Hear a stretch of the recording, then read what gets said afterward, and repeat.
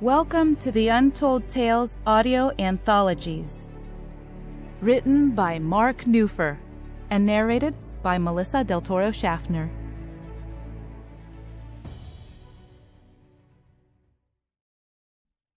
Blue sky. Don't breathe. Don't twitch. Keep your slicer ready. It was a rookie move, being so far into this twisted underground of deserted warrens and passages. Casey's guts twisted, and fright flew electric as she pressed against the wire mesh barrier, regretting going down an unfamiliar maintenance tunnel. The smell of lubricant and the harsh scrapes of slithering tendrils across bare metal chilled her sweat-soaked skin. 20 meters away, the hulking thing was sniffing along her carbon dioxide trail. Need space. Need time. Her breathing filter hung around her neck. The upper strap had failed, fatigued by too many days' exposure to acid air. Fingers inched to her vest pocket, knuckle creep by knuckle creep, for a decoy canister. In the dim light, 2 rats ran across the toes of her boots. Casey's natural response was to crush their little skulls. They ate her food, gnawed wires. But rats were harmless compared to what was seeking her. She didn't flinch, let them pass as they fled certain death. A thundering reverberation and subterranean shaking showered her in dust and rust flakes. Hoping the roiling noise would cover her movements, she tossed the canister around the corner, discharging a carbon dioxide fog to divert the searcher. Casey ran. One hand held the mask against her face. The other bumped along the dank wall to her right. This was an inbound access, slanting downward. If there were any traps, she knew those would be on the left. She'd been through other tunnels like this, decks littered with shredded mechanical bodies. The searchers never caught on. Casey bumped into a ladder welded to the bulkhead. An open hatch, too small for the searcher to ooze through, was close above. The glimpse she'd had of her pursuer confirmed something was building more of these creepers. The new units were a better design, shiny, not cobbled together from old parts. Once through, she slammed the scuttle shut, not caring about the noise as she spun the dogging wheel tight. Wiping sweat from her eyes, she squatted and set to work repairing her mask. Every harvester had a healthy dread of acid lung, a debilitating, wasting walk to premature death. Before moving on, she reached for her canteen and discovered it missing from the rig slot. Too far from a clean water source, she had to turn back early. Mitch would be pissed about the lost bottle, but the treasures in her bag should soften that anger. She'd avoid a beating. Casey stood, read the sensor pack screen, set her bearings, and started for home.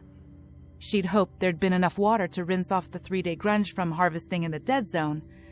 Probably not, she guessed. Not for one like her. Except for the searchers, Casey liked not having to rely on anyone. When away from home, exploring and gathering, she considered the dead spaces her private domain. "What you got?"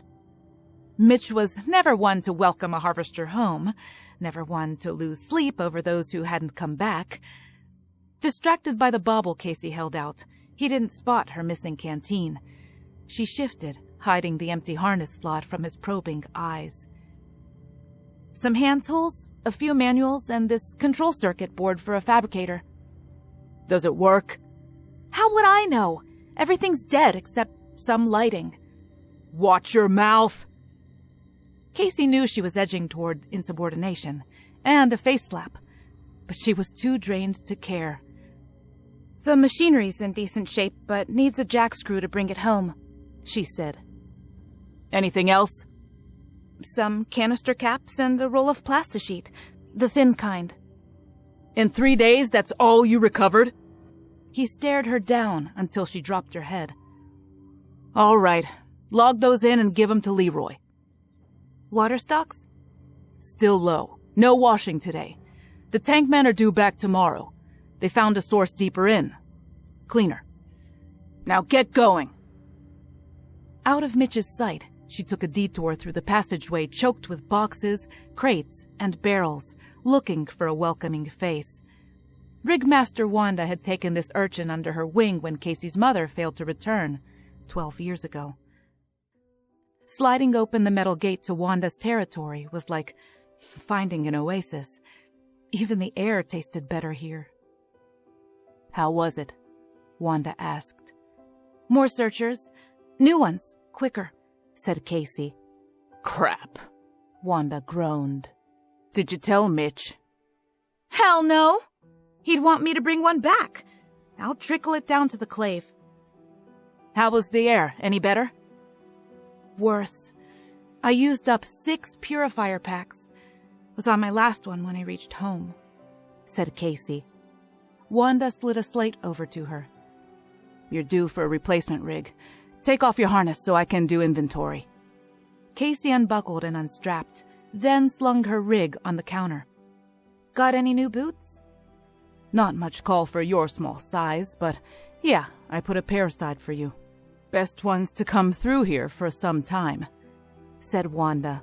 She examined Casey's rig, checking off each item.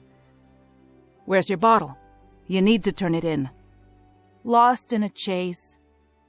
Wanda reached into a bin and pulled out a crushed canteen. I'll throw this in. The boys in repair will never know. She tapped the slate. Sign the inventory. Casey pressed her thumb on the scratched plastic. Thanks. I've got too many work-off points as it is. Who? Mitch? Don't say anything to him. Just make things worse. If it keeps up, I'll recycle 1 or 2 of his kidneys, or toss a fragger under his bunk. Wanda grabbed a new rig from the shelf and dropped it on the counter. Need gloves? No, these are still okay, thanks, said Casey. Don't mention it, especially to Mitch. He's got something going on, and it won't be pleasant for anyone but him. You headed to Dev's? Yeah, we're still cohabbing. Wanda's nose scrunched. You might want to wash the stink off first.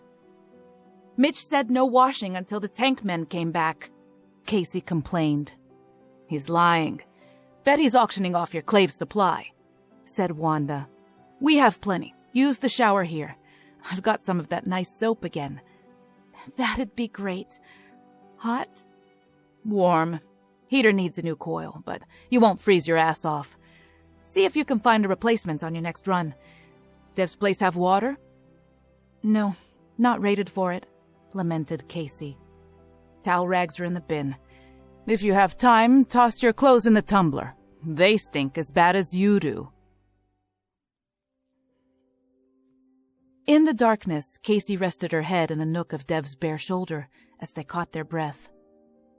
We think they're near to breaking through, he said. Lots of damage and scrap in the way. Closed off deliberately. Bones? Yeah, some. Gnawed. Casey liked listening to Dev talk about his jack crew work and enjoyed the close rhythm as his chest rose and fell. When they were together, she could push aside worrisome thoughts and terrible memories. Casey reached between the wall and the thin pallet. Saved this for you. She found Dev's hand and put a veggie bar in his palm. Dev shifted. This is from your harvesting duty rations. Supposed to turn those in. You'll be in trouble again. They're to keep up our enzyme levels. I'm small, don't need so many. Nobody frisks us, and Wanda doesn't care. Anyways, I don't like the red ones. Too salty. Want me to wake you before my shift? Yeah, I want to talk with Emma. Casey fell asleep in the safest place she knew. Daily clave gatherings weren't joyful occasions. They served as communal feedings, exchanges of gossip, and wonderings of what happened to those missing or still harvesting in the empty. Jad, you seen Emma? Casey asked. He raised his chin. Over by the serving line, last I saw, talking to Bender. He's not part of our clave. What's the tool man doing here? Was he eating? Relax. He's not taking any of our food. I think he's trolling for a new cohab. Casey found Emma and Bender in huddled conversation. Didn't seem like a cohab negotiation to her, so she dropped her tray in next to them and sat on the bench. What's doing? Not much. You? Emma's head swung around, checking who was nearby and might be listening. Got back yesterday from a 3-day. New searchers again. Fast, not clunkers. Pass it along. Bender's brow narrowed as he leaned in. Where were you? What sector? L. Up in the Junker region. L section, Bender said. I told you, Emma. Casey moved closer. Bender, what do you know? For her and the other harvesters, new information about the upper spaces, any sliver of detail, might mean the difference between returning or being listed as lost. Tell her, Emma said. Too many are wondering. Bender's eyes took the same trip Emma's had, looking for eavesdroppers. L, M, and N sections. The dead empty. Squad Clave sent in 6 of theirs 4 days ago. Nobody's come back. The squads aren't talking, but my sister heard from a friend who cohabs with a squatty. Something's going on. Emma shuddered. The machines. Dev, where's your group tunneling? Casey asked. N3 quad, not far up. Why? Emma and Bender think strange things are happening in the M, right next to where you guys are working. In the M? Nah. All crushed according to the records. Bet the air's too polluted even for masks. My section is only one over on the other side. Long way between L and M. Probably solid rock between them, he said. So why is someone setting a perimeter with searchers? More aggressive ones. Someone? Come on, Casey. Those mechs are just holdovers, maintained by some automated repair unit up there. Can't be more than a few left now. Haven't found any in the N-wedge. I've seen new searchers. Shiny. Bigger. Casey propped up on her elbow. Tev, one almost got me last time out. Why didn't you tell me before? Put in for a section transfer. Mitch won't approve it. Listen, I got a 2-day before I go out again. Take me to where your crew's pushing through. Have to be 3rd shift when no one's working. Fine with me. I'll bring my sensor gear. We got some units on site, said Dev, but nothing portable. I want to do a deep snoop. Okay, but nothing dangerous. Sure, just a look-see. Dev swung his leg over a warped support beam and reached back for Casey's hand. Stark shadows moved in the shifting light of their headlamps. Metal creaked. This is as far as we can go. Too much blockage ahead, said Dev. I've been in tighter crawls than this. I'm gonna check it out, see how far back I can get. Before he could object, all but Casey's feet disappeared under a tilted structural block. In a few seconds, she wiggled further in, out of sight. Come on, Dev! Casey's voice echoed back. There's a void tall enough to stand in. Only 4 meters from you. Careful of the snags. Dev crouched. Casey's light shone at a narrow bend. In a flat elbow and knee crawl, he maneuvered around it. Nothing here. Why'd you want me to come through? Over here, behind this slab. A hatch. Doesn't seem damaged. Don't open it. You don't know what's on the other side. Casey held up her sensor probe and waved it at him. That's why we have this. Standard kit for harvesters. Won't tell you what's on the other side with the hatch shut. Yes, it will. Soon as I make a hole. Dev shook his head. You can't drill through. Too thick. Sure I can. I've done this before. Casey tapped her finger. Right here, next to the dogging lever. Thin spots on each side of the door where the internal cam mechanism slides. Should punch through easily. I need you to dribble some lube while I drill. Casey squatted and leaned in, centering her tool in the small divot she'd punched in the metal. She increased her drill speed, being careful not to snap the thin bit. "Squirt some lube. This is just a pilot hole." A patient minute later, the drill hit air. Casey mounted a larger spiral cutter. "One more after this to make a hole large enough for the probe. Put your mask on." Casey reached into a vest pouch and handed Dev a small gray cylinder. "Hold this." "What is it?" "Plug goop. Have it ready when I break through." Casey began drilling again. Once through, her eyes studied the sensor readout. 3 greenies: negative explosive gases, negative acid, and positive breathable. "Everything's okay. Pressure's equal on both sides." She enlarged the holes to accommodate a fiber optic scope. Pushing it through, she peered into the darkness. The next probe was a microphone. She listened. Nothing. Sliding a switch sent a series of high-frequency sound waves into the void on the other side. As her sensor pack analyzed the return, she sat back, waiting. "Crap!" What? Dev demanded. "Calm down! Check behind the wall plate." Dev jerked his head around. "What?" "The manual equalizing valve is sheared off. We didn't need to go through all this. I wondered why the pressure was equal and the atmosphere was the same on both sides. You ready? My readings show a short tunnel. Must be an airlock." "All right, but be careful. Want me to lead?" "No, I've got more experience in this sort of thing."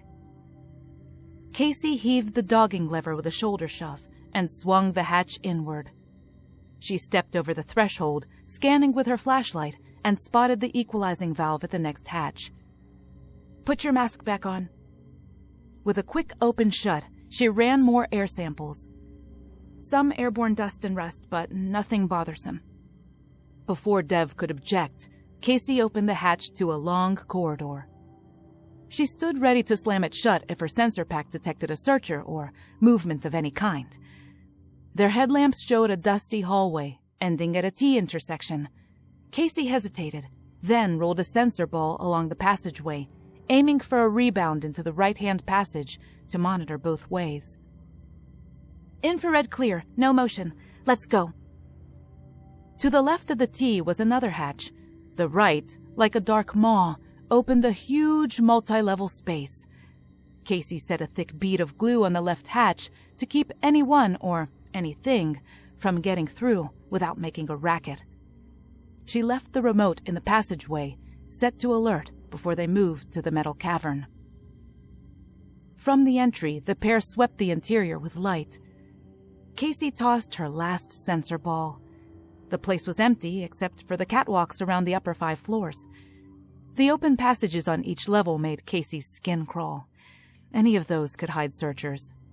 She waited, listened, watched the readouts, and felt Dev's breath on her neck. She was used to waiting. He wasn't.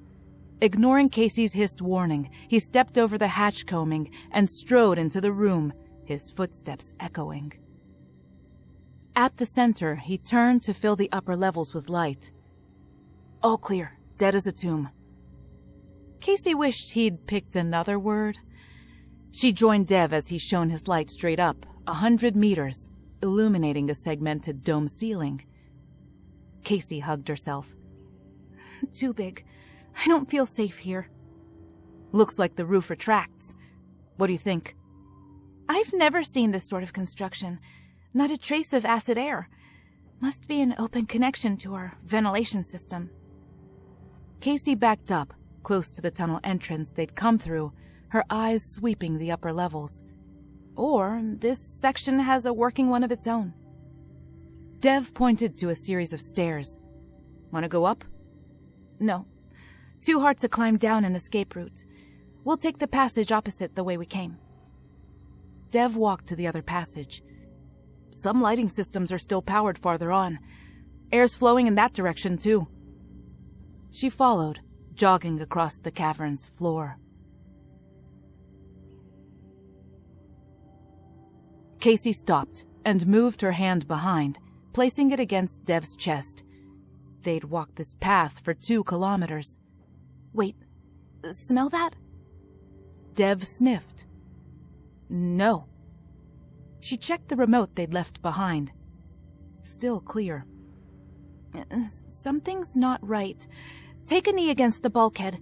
Make yourself small. She kissed the second sensor ball before tossing it into the dark corridor. It was her last one. The rolling sound and her rushing heartbeat filled her ears. Checking the sensor's video, Casey released her breath. Now we know what happened to the squatties. The place is blown to bits, and so are they. Must have been the rattle and shake I felt a few days ago. Casey used her pad to rotate and move the ball. On the view screen, 6 bodies laid sprawled on the deck.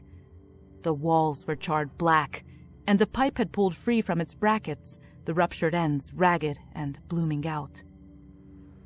All shot to hell, too. They used kinetic rounds. Casey traced the broken pipe back to where they stood, seeing a hydrogen icon stencil every 5 meters. Whatever it was, someone missed, hit the gas line. Boom! I don't see any debris from what they thought was there. Might be further in. Can't get a remote connection to their gear. I'm going in. No, wait. You can stay, but I'm not leaving my last remote. We may need it. Besides, this happened days ago. Sensors say all clear. The pair slow-stepped into the carnage and knelt by the first squatty. He lay face down, the back of his rig melted. Dev rolled him over, exposing a weapon, gear belt, and puffy red-skinned face. Ever seen this face? No, but I don't hang with squatties. I'm taking his weapon. We may need it. You know how to use it?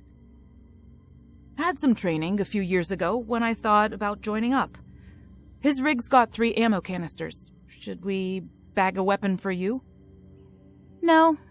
Wanda slipped me a few fraggers when I told her where we were going. I wanted someone to know in case we didn't come back.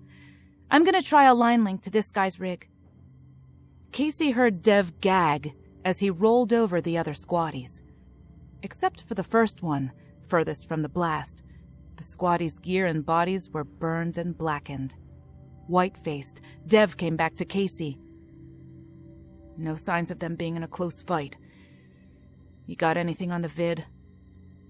Casey ran a jackline to the fallen squattie's rig, and Dev studied the video screen over her shoulder. Fast forward. Find when they entered this passage, said Dev. They watched the video of the last man in line. Everything seemed normal until a squattie yelled, "Contact! Front!" and began firing. His teammates jumped to hug the walls on either side, firing at something. Then a huge shake, and a fireball erupted. Silver metal flashed across the screen and was gone. What were they shooting at? A searcher, I'll bet. The others started firing and hit the gas line. Everything before was normal. Must have made a hell of a hot flash out. Let's move on. Dev hesitated. They were shooting at something. That was days ago. Come on. 20 meters along the passage, they found scattered metal parts. Look at the size of that pincher, said Dev. Casey kicked the claw to the side. One of the new ones. It got away. They moved on, moved up, far into the dead zone.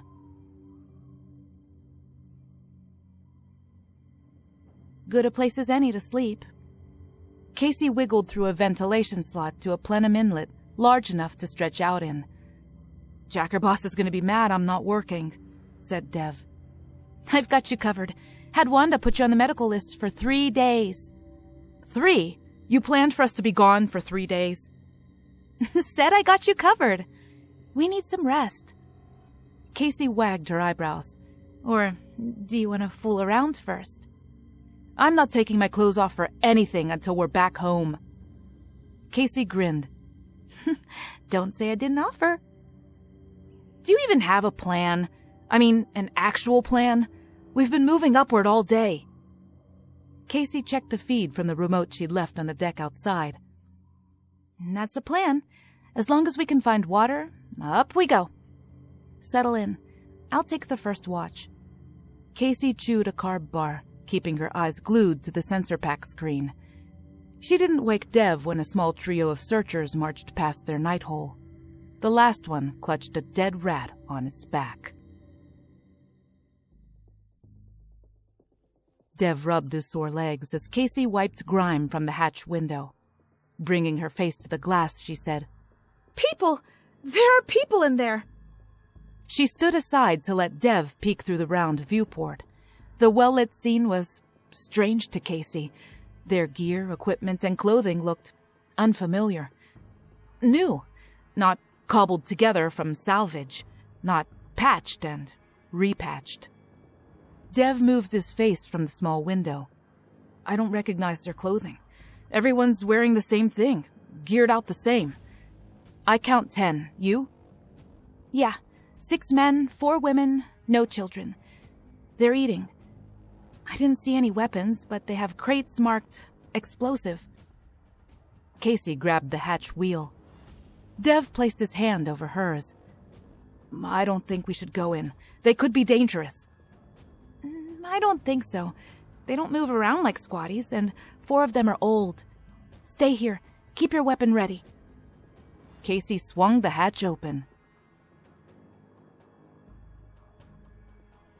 Hinges squealed. Hector turned. He was surprised to find 2 ragged, dirt-smudged people standing by an open hatch. One of them held a gun. He lifted his hands to shoulder level while others sought cover behind equipment boxes. 4 ran for the opposite passageway. Hello. Care to join us? It was the only thing Hector could think to say, knowing this place was supposed to be deserted. No squatters or resettlers were within 2,000 miles of this squashed place. Hector eyed the nervous young man near the hatch, watching the shifting weapon. Pointed down, but ready. The young woman took a few tentative steps forward. Who are you? What clave? What are you doing here? My name's Hector. We're exploring these ruins for the Historical Society. How did you get in here? How long have you been hiding in this wreckage? The pair looked at each other, then back at Hector. I'm Casey, and this is Dev. This is our home. Please, come sit. Would you like to eat? We have food prepared. Hector spread his hands. Join us. Casey sniffed the air and stepped closer. Dev edged a step back to the hatch. Hector turned his back and called to his companions. Come out, everyone! You're hiding like frightened children! Hector hoped his words would fortify his group and soothe the visitors. Casey continued toward Hector. A friendly sign. How long have you been here? He asked. Casey tilted her head.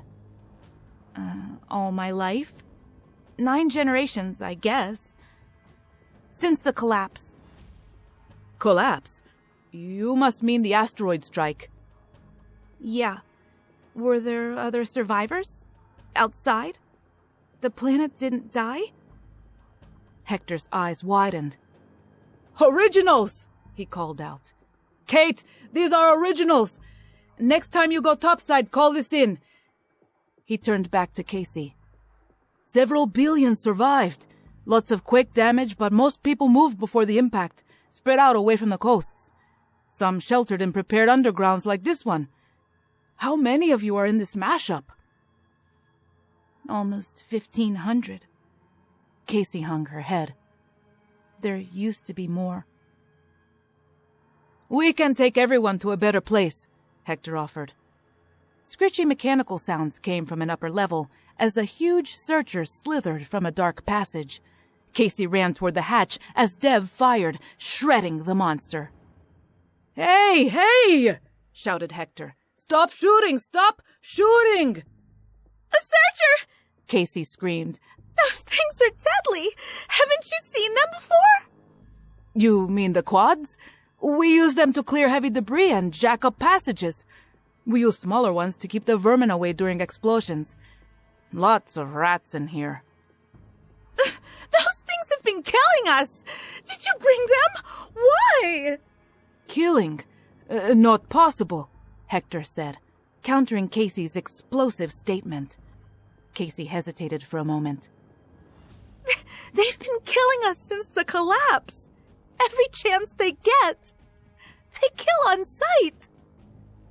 Not ours. We brought them in only 3 weeks ago. Turning to Dev, Casey said, That was one of the new ones I've seen on my last runs. Hector's eyebrows raised. Has any of these harmed anyone? We always run.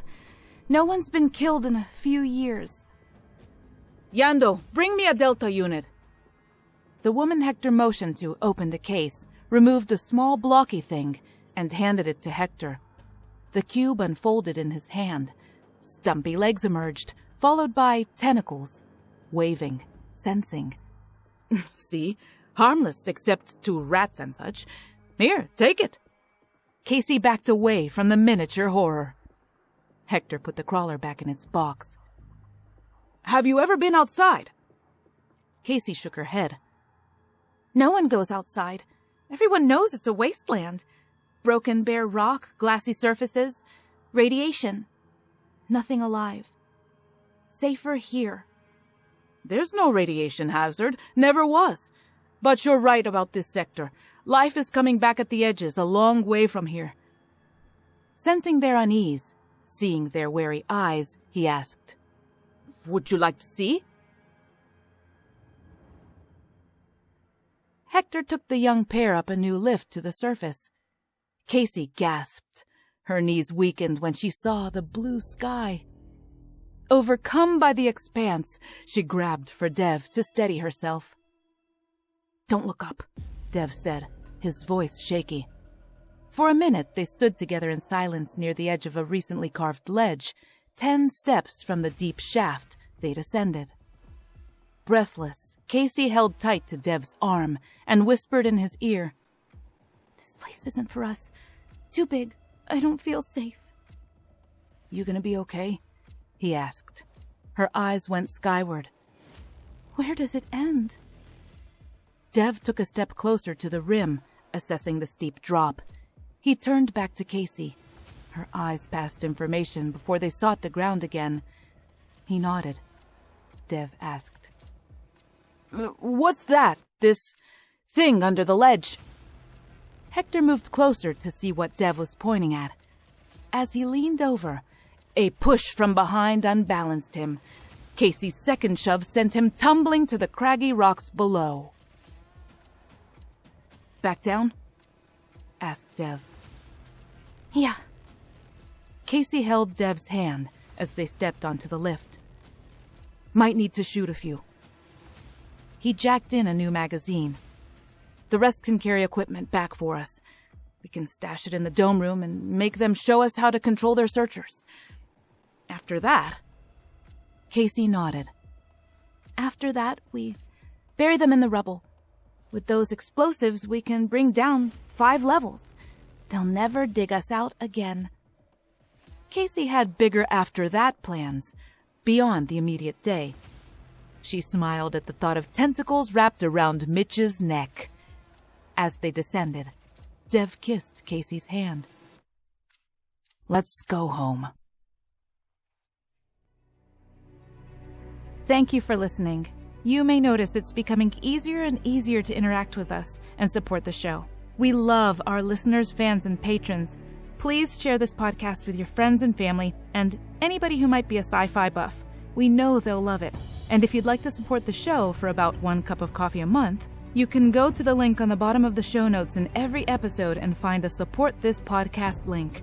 We value bringing original, high-quality short stories to you every month, and we appreciate your support to keep this podcast ad-free.